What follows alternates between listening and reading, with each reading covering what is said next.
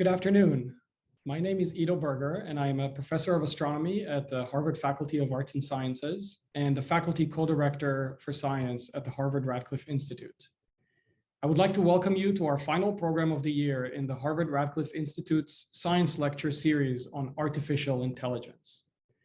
Over the past year, we have carried out a broad, multidisciplinary exploration of this topic, starting with a science symposium titled Decoding AI, the Science, Policies, Applications, and Ethics of Artificial Intelligence, followed by science lectures on AI for pathology and the quest for ethical AI. You can view the video recordings of these events on the Radcliffe website. Today's science lecture, Charismatic Robots in Everyday Human Spaces, with our featured speaker, Dr. Heather Knight, explores another critical aspect of artificial intelligence, namely how and in what ways humans and robots can share spaces, collaborate, and learn from each other. Increasingly, we live in a world of automation and robotics, raising important scientific, practical, ethical, and even moral questions about our shared interactions and our future together. Before I introduce our speaker, I want to take a moment to acknowledge the members of the Radcliffe Institute Leadership Society and the annual donors who are watching this afternoon. In particular, I would like to recognize the Mary E. and Clara Z. Costanza Fund for Science and the Melanie Mason and David W. Niemiec Fund for Science, which support today's science lecture. Your generosity keeps Radcliffe programming free and open to the public, and we thank you. And now I would like to introduce our speaker.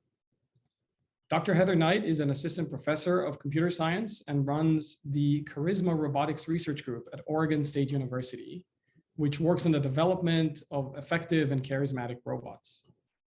The group's research interest includes minimal social robots, multi-robot, multi-human social interaction, and entertainment robots. Dr. Knight completed a postdoc at Stanford University and a PhD in robotics at Carnegie Mellon University. She also holds a Master of Science in Electrical Engineering and a Bachelor of Science in Computer Science from the Massachusetts Institute of Technology. Dr. Knight has worked on robotics and instrumentation at NASA's Jet Propulsion Laboratory and on sensor design at Aldebaran Robotics. She spent 9 years producing an annual robot film festival, which she founded, exploring positive storytelling about robots. She also gave a TED Talk about robot comedy, helped create a robot flower garden installation at the Smithsonian Cooper Hewitt Design Museum, and created a 2-floor Rube Goldberg machine for OK Go's This Too Shall Pass music video, which received a British Video Music Award. After the presentation, I will be joining Heather in conversation, and I will also weave in questions from the audience. I encourage those watching to use the Q&A feature on Zoom to submit your questions at any time during the program. And I ask that you please keep your questions concise so that we can answer as many of them as possible. It is now my pleasure to pass the virtual floor to Dr. Heather Knight. Well, thank you, Ido, for the introduction. And thanks for having me here today.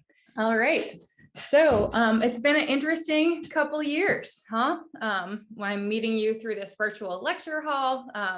I don't know what it's like in Cambridge or wherever you're coming in from today, but I am seeing more robots in my actual everyday life. Oregon State went about 6 months into the pandemic, leased a fleet of robot delivery robots. So I'm literally chased around by robots on campus all day. They started out really polite. And I'm teaching an applied robotics class this term. And halfway through the term, some of my students were like, hey, Professor Knight, I think that they changed the software because the robots just got a little bit more aggressive. Okay, so there's a lot of stuff happening right now. I got into this field because I got to do cool technology, and it also felt like I was working on science fiction. But these last 2 years, things have changed. What I'm working on is happening right now. So thank you for joining me. So I'm a social roboticist. That means that I look at ways in which we can use the existing social interfaces that we have for communicating with each other to make technology that fits into human society a little bit more smoothly. And so it's kind of about interfacing, but being able to model what people expect. For example, who goes through a door first requires basically not just understanding some aspects of human psychology, but being able to put numbers to things so that we can program robots to do things that vary in the appropriate situations. So we're going to talk about how that is both helpful and possible in this talk. And so sometimes we have to approximate things when we make things for robots, including the form of the robot. So one thing that you may or may not have thought about before this talk today is the ways in which robots that look nothing like people are still interpreted socially. So that's one of the themes that we'll talk about. And one of the premises for my field is this idea of anthropomorphism, that people, like, we will automatically and intuitively interpret things the way that we process other types of social agents, whether people, animals, and so on. And even when people are driving, we pass a lot of cues through abstract signals like motion. So when you're trying to get robots to exist in everyday human spaces, right, whether or not they're directly interacting with you, if we're sharing a sidewalk on campus or something like that, theory of mind comes into play. And that's this ability that only develops in humans around like 4 years old, or 3 or 4, which is the ability to take a perspective that is not yours so that you can make a decision that takes into account what the other agent might be thinking or trying or doing. And so that's really important for coordination. Like if you think about a 4-way intersection, right? Who goes out first? Some of the earliest autonomous cars had a lot of problems because they didn't do that thing where they just start going into the intersection a little bit. And so no one would ever let them go. And so they were getting stuck. And so they had to update their behaviors beyond what was written and encoded as the laws of the road, to also incorporate some of these human signaling things that allow us to have common ground, like the ability to interpret your intention in a way that you want to be interpreted. And so in the field of social robotics, that's called legibility, the ability of a person to look at a robot and figure out what the heck they're doing. So let's look at an example. So this is an experiment that was as part of collaboration between Stanford and Ford, where they were looking at how to integrate robotic devices or even pedestrian assistive devices. Like you could add some autonomy to a wheelchair, for example, so that, you know, there's maybe less path planning for the human in the chair. And to be able to understand some of this, what we actually did as a research methodology was we tried to break some rules of what people's expectations of appropriate behavior in shared pedestrian spaces would be, and then basically interviewed people about it to pull out these implicit expectations that we don't yet have codified, and to start create this pedestrian rules of the road. So this was early work. It was a couple years ago, but I just want you to think about, as a human, right? We are finding these robots in our spaces, or if you happen to work at a particular factory and they start integrating new robot systems, that reception is somewhat predicted by these first impressions, these rapid things that we make sense of to figure out what we should do. So it takes a little bit longer for the car to decide it's safe to keep going than the bicyclist, who has a much bigger field of view, and she's also much more agile. So the way that we respond to something also is influenced by our current state, like the driving a car versus a bicycle versus walking, and our own agility and so on. But yeah, so this is an unexpected event. People have to react quickly to, you know, and as a roboticist, if we can build models of what people's expectations and reactions are, then we can create behavior systems that theoretically, maybe it's not generally acceptable to run across the street, but if I have a kid running into the road and I'm a much bigger person and easier for a car to see, I'm going to run into a road. So we do break rules, and it's good to know when to do that and what they are. So that's just one example of a research methodology to surface some of these implicit expectations. So yeah, I draw mainly, and my work contributes mainly to 2 areas of research: social robotics and the broader field of human-robot interaction, which also includes interfaces to control robots or human-in-the-loop systems. And I'll show you one example of that later. But if you were designing technology for a particular application, you have to test it with that application. So we run a lot of human experiments to both build up understandings of what people do and what would be most effective for robots to do relative to humans within particular applications. And then we build systems based on some of those insights. And we also continue to evaluate those systems. And we have a couple research methodologies that we've been starting to play with where the robots can also continue to kind of collect their own data post-deployment or with human in the loop. And so you can keep improving things, kind of like that example in my open where the behavior system for our robots on campus just updated a couple weeks ago, and it changes over time. So there's ups and downs of that, but this is the reality that we are living in. So a little bit about me, so you know who's talking to you. I'm from Massachusetts. It's good to be home, sort of. I'm from Lexington, Massachusetts. Went to a local school, MIT, for my undergrad and master's. Went over to Carnegie Mellon, which has the first robotics PhD program in the country. They did a lot of the really early research in autonomous driving. I think in '91, they made a car that went across to the other coast following my path. I've been in California a couple times, most recently for my postdoc in Stanford. And then I started at Oregon State about 5 years ago, where I founded the Charisma Robotics Lab. I have master's and PhD students. We have undergrads that work in the lab. We publish in social robotics. We build systems. We deploy systems. We do outreach. We also do a lot of performance stuff. I've graduated a student doing a multi-robot comedy system. I have a student right now that's a ballet dancer, but is also doing expressive motion for multi-robot systems, which is an extension of some of the stuff that I've done for single robot systems. So we're pretty interdisciplinary. So my talk today is going to focus a little bit more on robot applications right now, and why social robotics is how my field suddenly became real, right? And some of the projects that we're actively working on. But I would love to talk to you all more, or feel free to look at some of our other work in terms of artists in residencies and so on, and other collaborations we've had with art in the past, because that is definitely one of our passions. So I've been in robotics this January. It was 20 years. Woo! So that's pretty exciting. I started out as an undergrad researcher, huge fan of undergraduate research.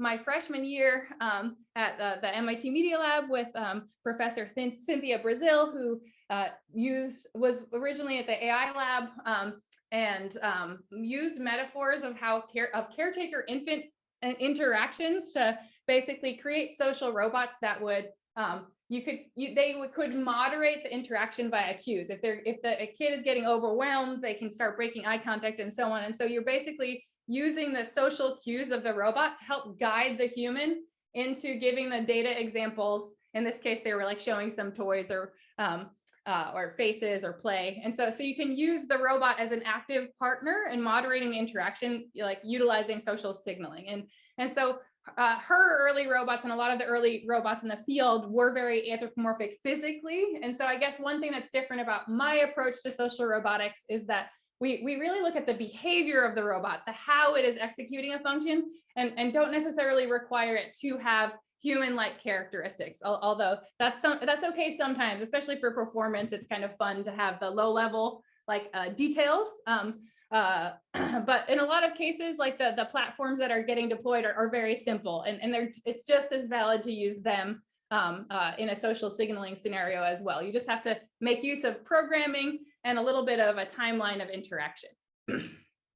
So here are some of my students and robots from the before the pandemic. We have our icon Charisma. It's charismatic humans and robots, interaction, sociability, machine learning, and art. And an inspirational image with the arm and the theater masks, drawing from expression, social expression, to design our behavior systems for robots. We have some stuff on robot furniture. We've been doing some projects with pruning and agriculture.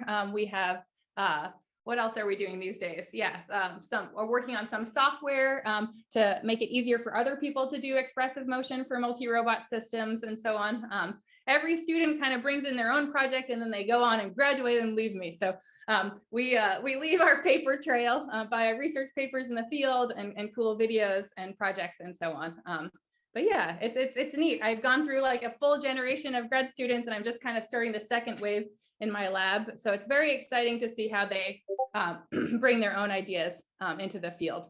So we've gotten to pivot a lot of our projects in the Zoom generation, and they continue to surprise me. One day they showed up at our lab meeting, which is now hybrid. People come in a mix of Zoom and in person, but previously it was all Zoom with these new Zoom filters and so on. So always on the edge of technology on a computer campus. Oregon State, we are like a mini Carnegie Mellon in some ways. About half of our faculty came from Carnegie Mellon, and we have a named robotics PhD program. This past year, we just started also a named AI program. So I'm one of the faculty there. And so I have one of about 13, 14 faculty in robotics that are full-time. And then I'm in a computer science department as well. And then at Oregon State, we have a lot of grants with like land, sea, and sky. So we have maritime vessels, we have research forests. And so there have been some really interesting opportunities for some of the extended people in our robotics program to also do like science supporting ventures where, for example, they had an underwater robot trailing a fish that was tagged so they could better understand the migration patterns. So sometimes you can use robotics for data collection in really interesting ways as well. We also have some local startups now. One of the robotics faculty members started a company at the bottom, this bipedal robots, Agility Robotics, that just 2 weeks ago was announced won $150 million from Amazon. So they're expanding very rapidly, hoping to double their size every month or two. But one town over, we have a robot delivery company called DAX that has a more expressive face relative to some of the more common systems here. Like, I didn't think they were going to succeed initially. It just seemed like there wasn't the demand, but with the pandemic, things had shifted so much, and they really have a different market edge than the systems that have really very low or no social interaction emphasized in their design of their behaviors. So I'm curious how that will shift. They have a lot of close relationships with the business owners in Philomath. That it does delivery also. But there was a hit and run recently, and the entire town sided with the robot. Like the robot testified in court with an operator, and people were like, how could you hit our local robot? So some really interesting social dynamics that are coming side by side with some of the investment shifts in robotics right now. So here's just a quick video of social signaling integrated into a functional robot system.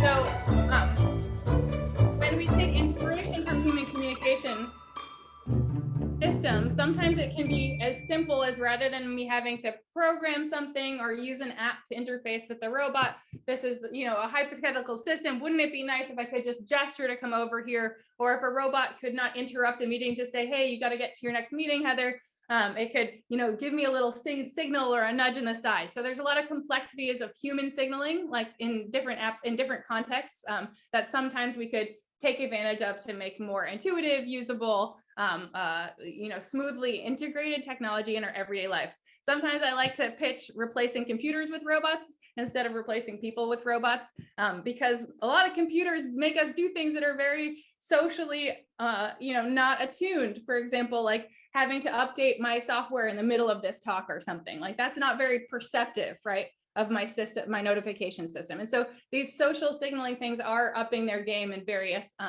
modalities, not just robots, but yeah, it's a really interesting area of development.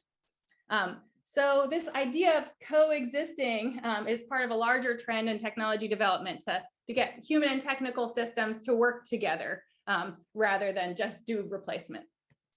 Okay, cool. So there's going to be 2 blocks left in this talk.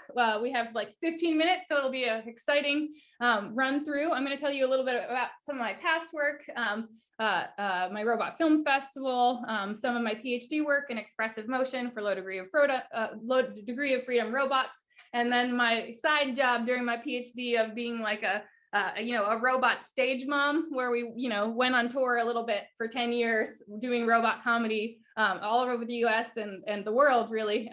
Some crazy stories. I think I was in Turkey once with like a robot in a baby carrier so that I could, get snacks at the buffet before my talk or something. But yeah, so it's been an interesting ride, but I think my main focus now is really at my work at OSU with my students and so on. And so these are 4 current projects that we're either actively working on or just kicking off, ranging from agriculture to factory robots to robots that can offer services to people. And finally, this very new project that we're just looking at about applying some of our work in and expressive behavior to robots that can feed people in assistive or social settings.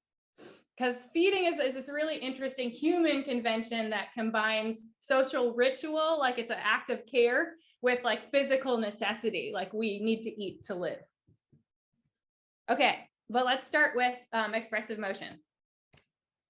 So I think this is like a good time halfway through the talk to just like zoom out a little bit and think about why are we making technology at all? Like, what is the point of this all? Like, why are you on your computer right now listening to me talk about robots? Like, what is the purpose? And so it's hard to answer that question as a technology developer, as an engineer. We're really designed to like think about how the bridge might fail and make sure we design our systems for that failure mode in case. And so one of the things that I have done in my career as a roboticist was also invite other people's perspective about the role of robots in our life. So if you are bored this weekend, you want to make some popcorn, go to robotfilmfestival.com, watch some old films. We have 9 years of short films that were curated on an annual basis to explore future interfaces with robots, real and fictional. So there's some stuff that's like research videos that we are encouraging researchers to actually share the cool new cutting edge stuff with the world. And video is the best format to share robots because they move. And so it's hard to picture them in words. Robots don't always work. So it's good to capture them when they work. But there also are really interesting perspectives from storytellers, or even there's a lot of music videos, just imagining futures with technologies. And so you can kind of prototype some of this stuff through storytelling. And either way, there's some good entertainment here. I'll show you a just quick clip from one of the films. And because I think it also underscores this idea of how robots that look nothing like people can still behave expressively. So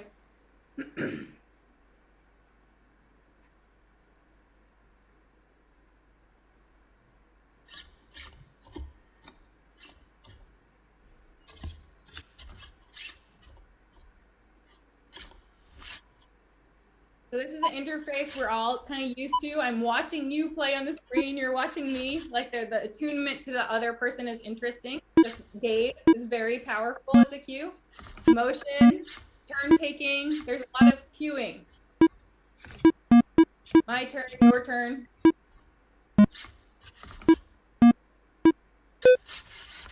You did something wrong. Hey. If you upset him, he will try to change his mind for a while. So like a good social robot, he's not just your slave. He's got his own life, his own Instagram account. I'll tell you, the field is changing.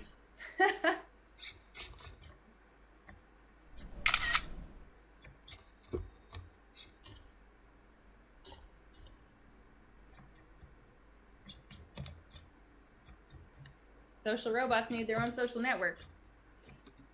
I mean, this is tongue in cheek, but I think that hopefully you can see that abstracting away behaviors like can give you a sense of agency in mind and like a set persona.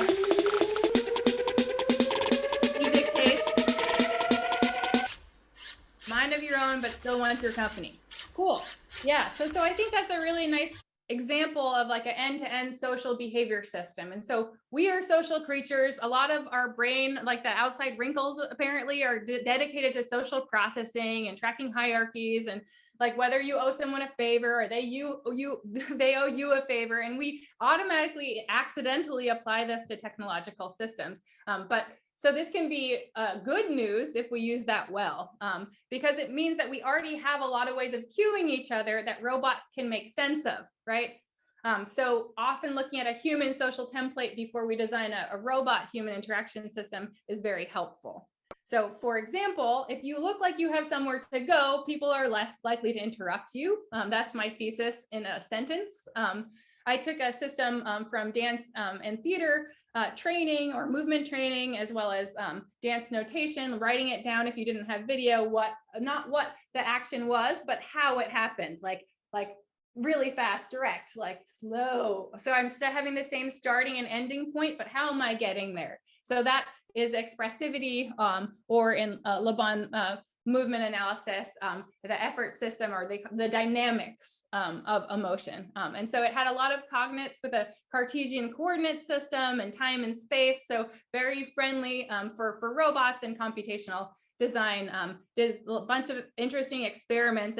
And so basically, the example I like to give sometimes is like, imagine a robot that is giving out a tray of food and is running out of snacks. Like I could, is it more of a social failure to be in the middle of the crowd as a cocktail waiter and not have any snacks? Or to just go a little fast and be less accessible so that the people that you're going by and really care will still get the snacks, but you can also get to the kitchen in time to not disappoint people, right? So these are examples of a socially inspired algorithm that can be influenced by these legibility communications. Definitely not the first person that has thought about how motion can be an expressive channel. We have parts of our brain dedicated to processing biological motion. Pixar and Disney make use of a lot of stuff like that. This is just this is a study from 1944 by two psychologists looking at causal behavior that underlined that the human capacity to ascribe agency really comes from decision making. So this idea of a robot moving randomly versus one that has intention, that sees that something is in a way and moves around it, or that is curious about someone and follows them. I notice you as you enter the room. That is a very strong signal that we definitely make use of in robotics. So the other inspirational project from the past has been doing a lot of performance with robot comedy. So the original algorithm had a robot that would deliver a joke, and then it would basically at the punchline look for a visual response. The audience had red, green feedback cards, as well as sound levels. Like there's some social rituals in a theater, like when you applaud, when you laugh. And so the idea was that the aggregate feedback of the audience would be easier to track than the nuances of each of our own expressive faces, which has a lot more variance. And so it kind of worked. It was a great demonstration of an idea. And I call it kind of a Netflix algorithm. So it tries a type of style of joke, sees what the audience does. So if they like something, goes more in that direction. It was a little bit of a people pleaser. So some of the things I learned just doing more stand-up comedy and collaborating with people to write comedy for robots, and even developing a voice for my robot that felt like its robot, have been very heavily influenced and inspired by the collaborations these 10 years back and forth with comedy and so on. But one of my favorite ones is that stand-up comedians mostly have a set list that they're trying to get through. And so combining that script, but also they have to acknowledge reality, right? If someone is talking to them in the crowd, or if a waiter drops a tray, they have this ability to integrate what's happening live, like into an effective interaction, and then bring people back to their set list again. And so that is a very friendly concept for robotics. I learned other things as well, like people wanted to hear the robot talking about being a robot. If you prick me in my battery pack, will my alkaline fluid not bleed? All right, so these two seminal projects have led to a lot of interesting work in our lab, including a street performance inspired hand sanitizer distribution system. I'll show you some of that stuff later. And then my students also have their own ideas. So these two little projects have become a lot of different projects. You can check out our research website at charismarobotics.com. Cool. All right. And then the last thing I wanted to show you was a tour of a couple robot applications that we're working on in my lab right now. So we'll start with robot pruning. So robots sense, think, and act. So in the context of pruning, they have to be able to think about where the branch is, what should be cut, and so on. And so the objective is, a good harvest this year, quantity and quality, but also potentially the next year. Like apparently there's fruiting buds that they only, like some of them, some plants, they bloom every other year. And so knowing the biology of the plant is really important. But the other thing that's important is to know something about the people and the farm owners and so on that would want to use such systems. And even laborers. Are there ways that people can be integrated into this process that have this knowledge, this domain knowledge of plants, but might not be programmers or roboticists themselves? So how can we make interfaces for the humans around these systems to support their ability to do a good job? So we're looking right now at pruning, but we will also look at blossom thinning and harvesting. And so some of the objectives of the research is to understand what is helpful to the growers and design the systems around that. Also think about what parts of the process are most tractable for the robots to support and help do, and ways to parameterize that system so it can be adjusted by the domain experts or the people that are in the field with them, either before it does an action or localized to different subparts of the field. And so these are some of the types of ways that we can parameterize a system to actually do actions in the world that incorporate humans in the loop. There's also some other stuff related to water and weather management by other people, and all of this work is part of the this AID Institute. So this AI and Agriculture Institute that's across mostly Washington State University, Oregon State, but a lot of really cool other schools, including some egg schools. That really means that we can integrate some of the stakeholders into the process of developing this technology. So even in this more traditional robot application of a robot automating a process, there's a lot of humans involved in making this successful. And so starting with what humans do for pruning, they're really fast. When we went in the field to do some observations, there were 2 pruners that pruned 9 trees in 4 minutes. But the farmers said that's okay. The robots don't have to be as good as the humans, even if there's a lot of labor shortages, and even if they could do 60% of the pruning and have the expert humans go in and finish the rest, that's okay for them. So this is an active process of development. Stay tuned on what happens next. Second project is factory robots. So logistics is this area that is very popular right now of just moving products, right? Like, so you can create the products in the warehouses, you can sort them in warehouses. So factories, warehouses, we have to deliver them to your door and so on. But so here is one company, ClearPath Robotics. And so this is their robot Otto on the right.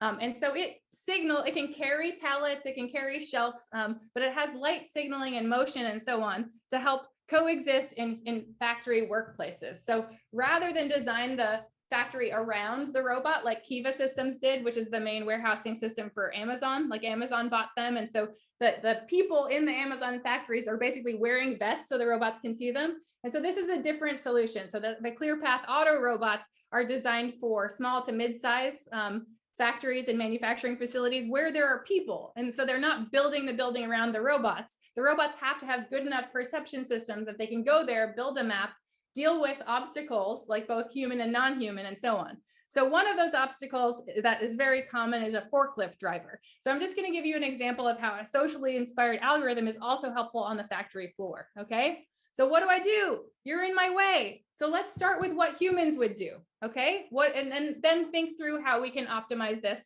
for a social setting. Okay. So this is what they implemented. And I think it's so simple and so brilliant, right? They just implemented an impatience variable. So if the forklift driver or whoever is stopping in front of that robot, it doesn't immediately make a decision. It kind of gives them a chance to resolve the situation themselves, right?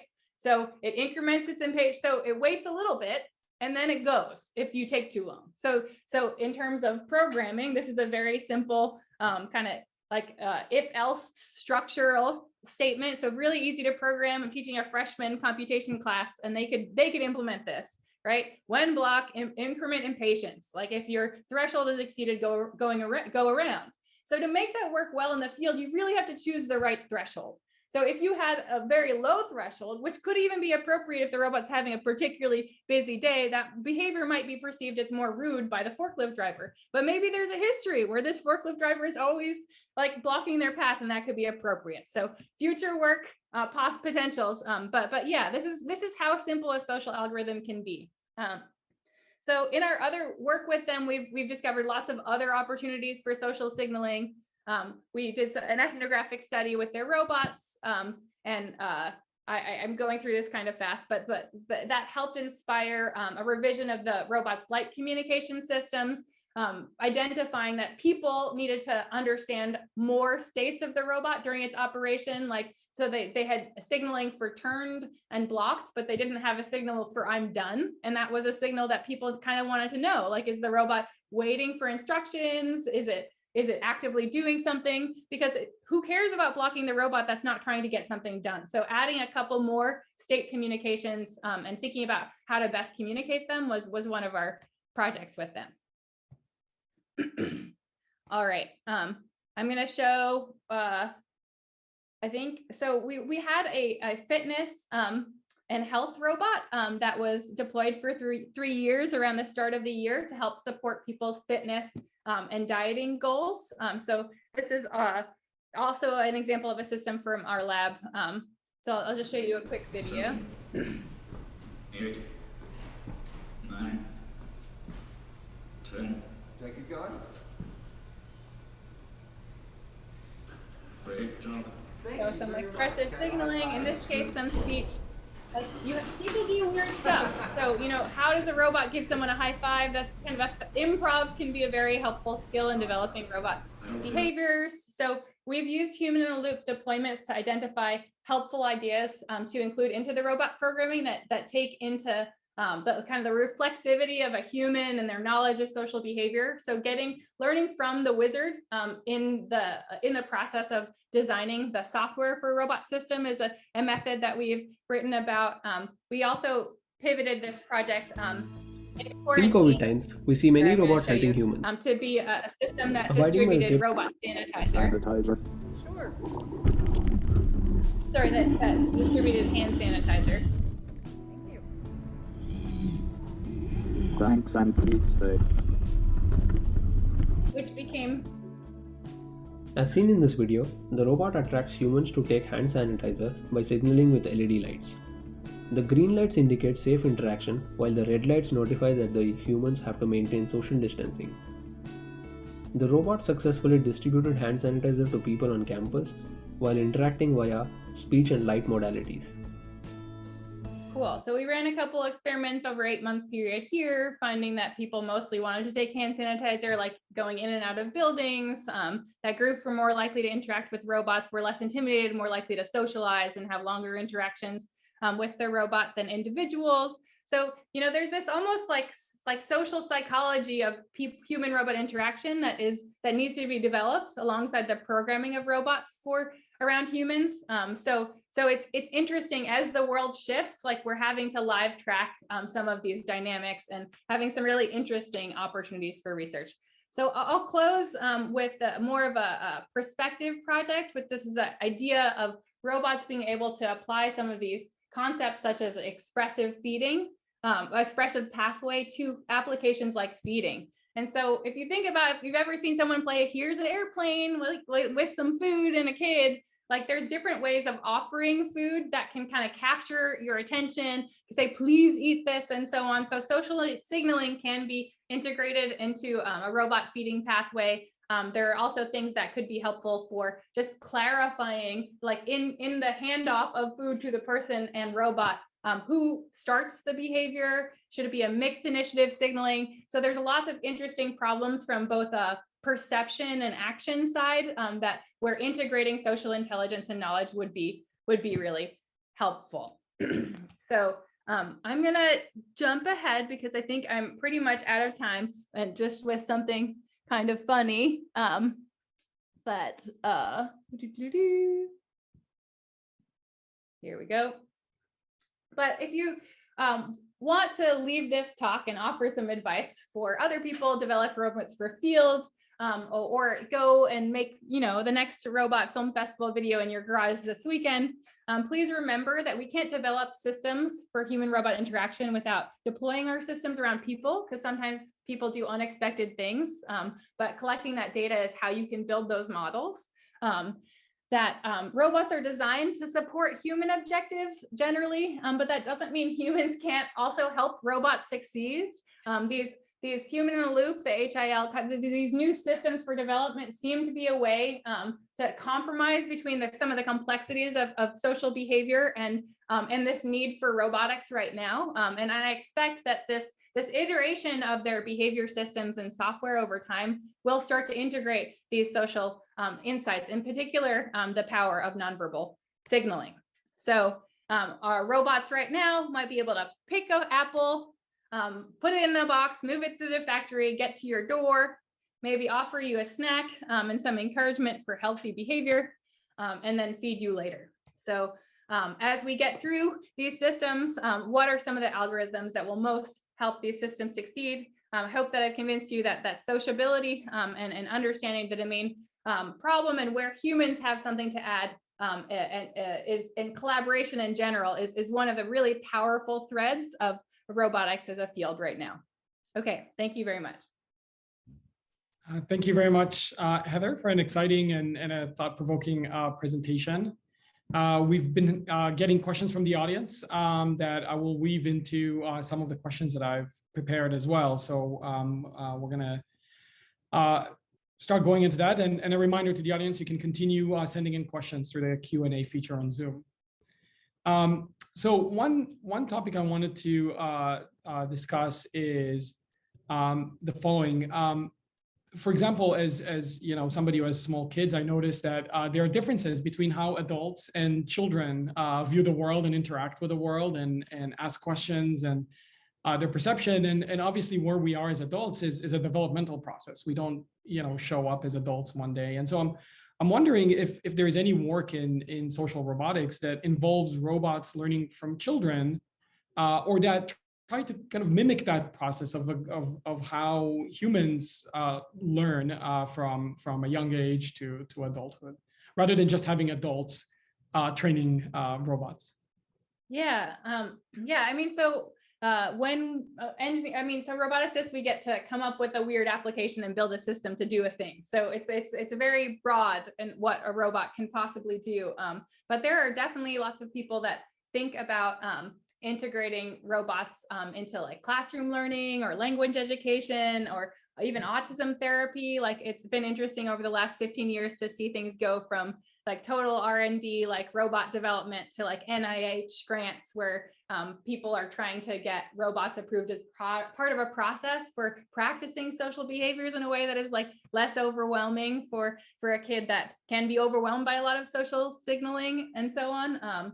But yeah, I mean, we take, as AI researchers, we take inspiration from human-inspired systems all the time. That's what my advisor, Cynthia Brazil, did seminally, like in social robotics, thinking about moderating the interaction through social cues so that the robot can get the data it needs, right? It's trying to learn something.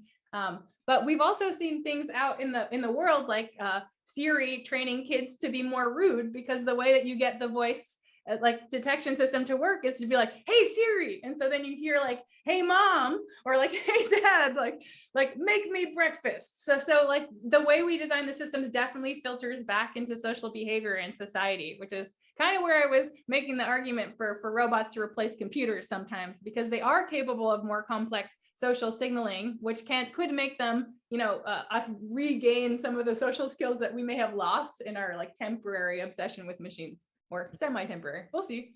Yeah, that's fascinating. Kind of staying on the topic of how robots pick up their cues from humans. So kind of two aspects to this. One is, you've worked in a variety of different settings, in different institutions, in industry, in academia, and so I'm kind of wondering about your thoughts about the importance of the perspective of who actually gets to design social robots and what that plays in.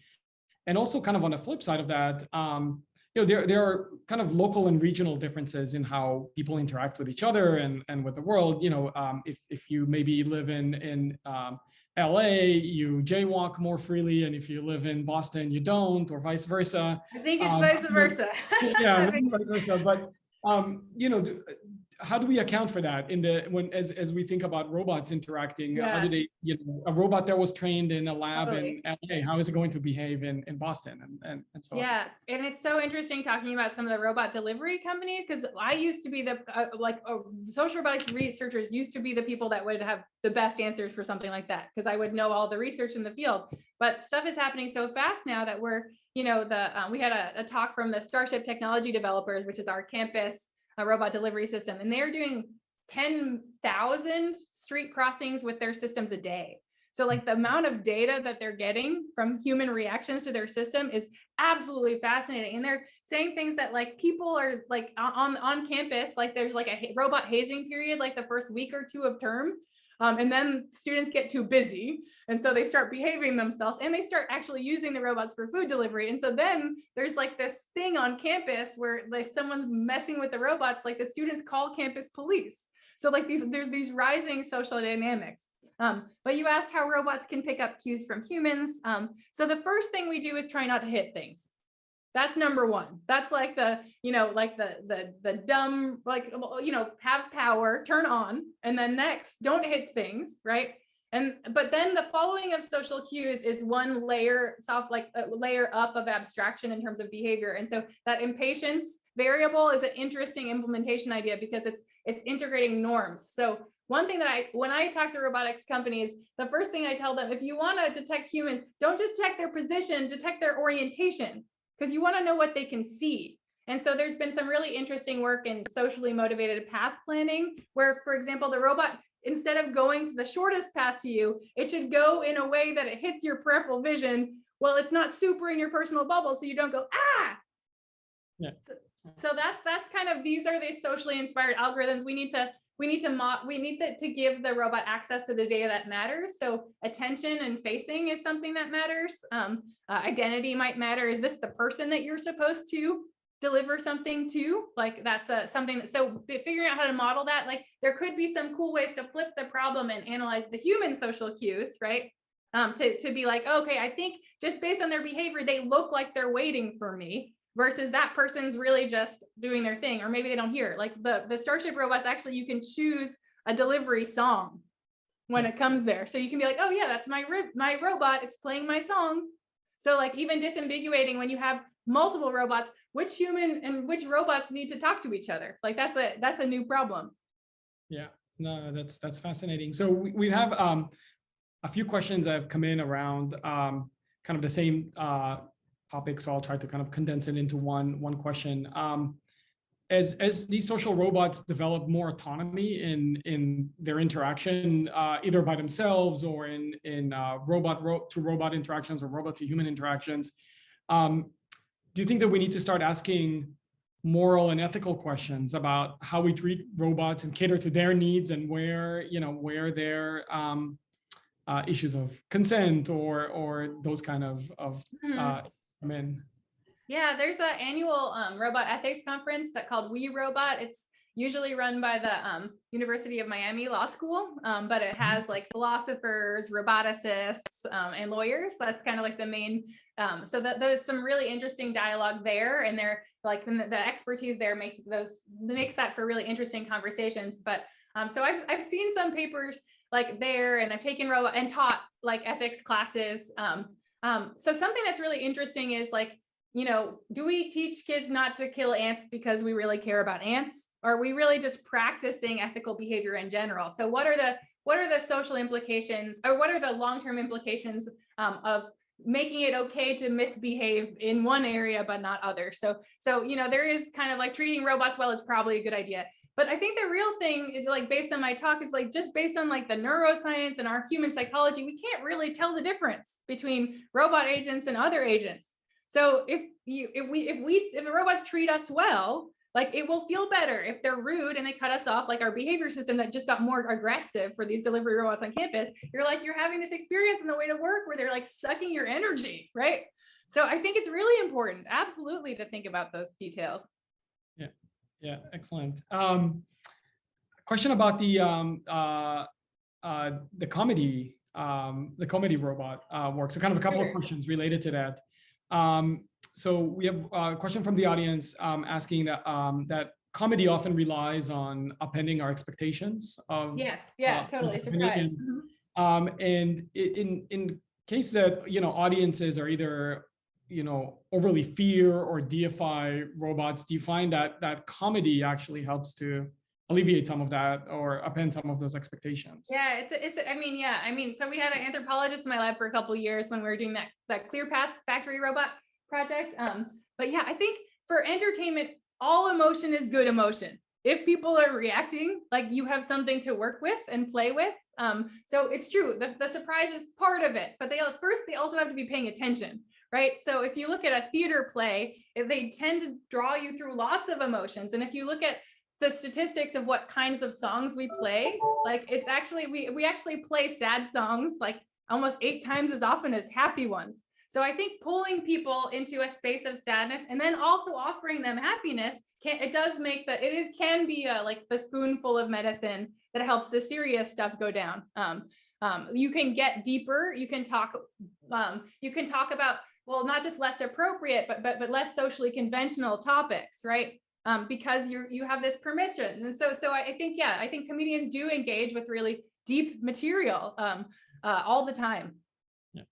And kind of related to that, I'm just wondering if, as you've been kind of doing this work with a comedy robot, have you ever had a situation where you found yourself saying, I can't believe the robot just said that?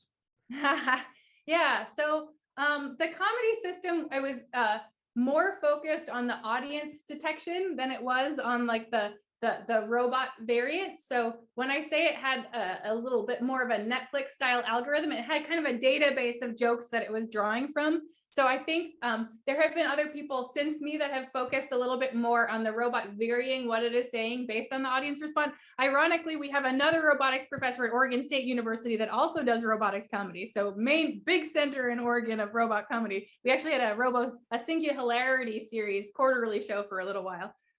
But yeah, so Naomi Fitter has done some stuff where the robot, based on the audience response, might even milk a joke and spend more time on it. Like if the audience seems to be having a fun, but if they're not really having a big reaction, okay, no problem, I'm going to move on to my next bit. Yeah, yeah. So you talked about the work that you're doing in your lab and with your students, and one of the things that I think came across really well is that you're looking at social robotics as more than just an engineering problem or a computer science problem.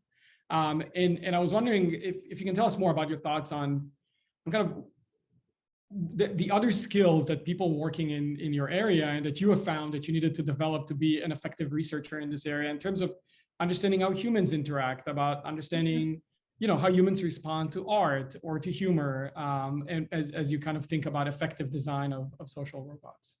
Yeah, totally. So I was telling you in our earlier call about my student that's doing a project with the Oregon Museum of like industry and science and industry, OMSI in Portland. And so we're developing an installation for that museum. And I was meeting with Alexandra yesterday because we're demoing to them on Saturday, and she was really thinking about, okay, I gotta get this technology system. I'm like, okay, but like, what's the human experience during that exhibit? Like, let's make sure we thought about the parts that are confusing for them in the same way we prep for this talk and presentation for the audience benefit, right? So yeah, I was like, okay, great. You've debugged the technical system. We also have to debug the humans, right? We need to make sure that this is an experience that they would enjoy. And so, yeah, there is a need for people in technology development that have human skills, like software. I can start a company by myself. That didn't used to be the case. We had big companies like where there would be someone else that's trained in human stuff that could think about the humans, and all I had to do was design the engine for a train or whatever it was, right? So we having more holistic people, now that technology development is so agile and people can create systems that we then share with the world, and then other people can download our code and make their own systems. It is very important for I think engineering education to also include some of these policy building things, because there's no way politicians understand what's happening in AI and robotics right now. So someone has to do the translation. So it would be nice for everyone to meet in the middle to some degree, right? Or we just need more of a culture that we have also interfacing people that can speak both languages. Yeah. There are a couple of questions that came in about the feeding robots. And so I'm wondering if you can tell us a bit more about kind of what's happening in this area. How far away are we from yeah. that could feed a baby or an elderly person or a disabled person? I did teach an ethics and social issues and computer science class where they were doing silly projects, and one of them had a high chair that could like fling food at the baby and was like doing like mouth open detection. But that's silly. I mean, they were exaggerating a little. Yeah. So yeah, most of the work right now in robots feeding humans is for assistive applications. So for people that have would have trouble feeding themselves. So a lot of the work so far has been on the mechanics of a physical system that can manipulate food. Food manipulation is hard. Like they really vary in their characteristics. Like you can have a marshmallow, you can have a grape, you can have a hamburger. Like there's all kinds of different types of food. So you can even like prep the food so that a robot is more capable of feeding. So that's the technical engineering problem. And so it's getting to a level of development where now we have hardware to play with. So we can do some of that higher level behavioral programming. It's really new to think about anything related to sociability. So there's the idea of getting the food to your mouth, which is scary. There's a lot of really important stuff. So being delicate is helpful. Doing things in a way that I can see the food arriving. So that having that feeding pathway, use some of the stuff we've used in mobile robotics around building social knowledge into how you're executing your motion pathway. But then there's also things that person could be at a table with their family in conversation. So how do we detect when is a good time to offer food? So that alone, I think, that's one of our research questions going forward. So I hope to have more answers soon. Great. I think we only have a few minutes left, but I have a couple more questions. So the English writer Alexander Pope wrote a long time ago that to err is human. And so I was kind of wondering, picking up on that thread and also combining some questions that. Well, then robots are human. Yeah. Well, as you think about kind of effective interaction between robots and humans, is it important for robots to make mistakes or to be unpredictable or to do some unexpected things that would make the interaction kind of more human-like? Yeah. So robots that make mistakes they are rated to be more human-like. That's just true. So I think that it is okay for systems to not be perfect. But we do, as a field, it's really important to avoid the things that are catastrophic failures. And so it just turns out what people perceive as catastrophic failures is often related to social conventions and norms. So for example, there was a Starship Technologies robots that ran over a toddler's foot at the Stanford shopping mall, in a 2016. And it was a big deal, not because the robot hit the kid, but because it was a hit and run. It hit the kid and it just went away. It didn't say sorry, right? These are things that sometimes we make mistakes and we can make them better. And sometimes we lose contracts with shopping malls. So yeah, it has mistakes have cost investors a lot of money and companies have failed. So we want to make mistakes, but we also want to understand enough about and that's why I think deploying with humans in the loop first can be really helpful, because you're less likely to get catastrophic failures. Yeah. So one final very quick question. So I had to look this up, but I didn't realize that the word robot to indicate kind of artificial humanoids comes from this 1920 play called R. And in the play, there's a factory that makes artificial humans, robots, and initially they work well together, but eventually the robots kill the humans and take over the factory. Yeah. And so I'm kind of revolution, but yeah. Yeah, and but this is a kind of a familiar trajectory of a lot of science fiction and other movies. And so just in the last kind of few seconds, if you can tell us what your thoughts on that trajectory as opposed to kind of so robots make great foils for humans in storytelling, because we can kind of abstract out motivations and structures of human societies onto something that is human-like, so that they are really good foils.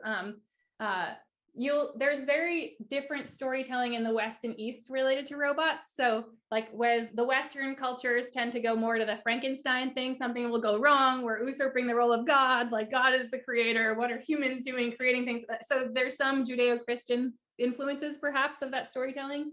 But if you go to Asia, for example, a lot of Japan, and these more these cultures that have more of a Shinto background, where everything has energy that wants to harmoniously get along, and there's not a hierarchy of creation, and mountains are at the same level as ants and deer and humans.